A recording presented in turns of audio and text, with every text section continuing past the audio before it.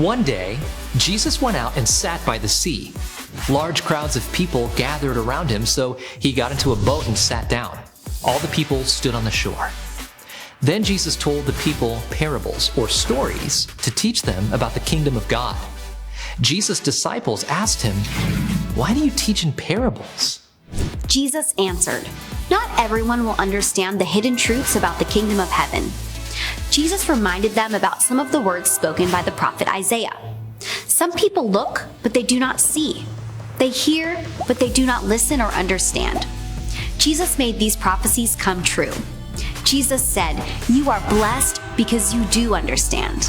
Jesus told a parable. The kingdom of heaven is like a mustard seed that a man planted in his field.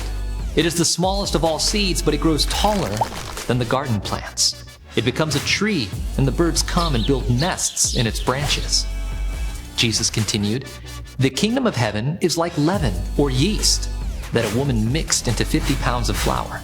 The leaven makes the dough rise." Jesus told another parable. The kingdom of heaven is like a treasure buried in a field that a man found. He reburied it, and then he joyfully sold everything he had and bought that field. Then Jesus said, "The kingdom of heaven is like a merchant in search of fine pearls.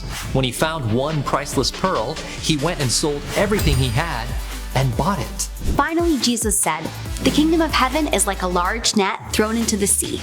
It collected every kind of fish, and when it was full, the fishermen dragged it ashore, sat down, and gathered the good fish into containers. But they threw out the worthless ones." Jesus said at the end of time, God will separate people who trust in him from those who don't. When Jesus finished teaching the crowds, he left that place and went to Nazareth. The kingdom of God is growing in the world.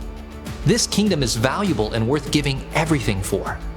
While we wait for Jesus to return and fully set up his kingdom, we carry out the mission of telling others about King Jesus, who rescues sinners.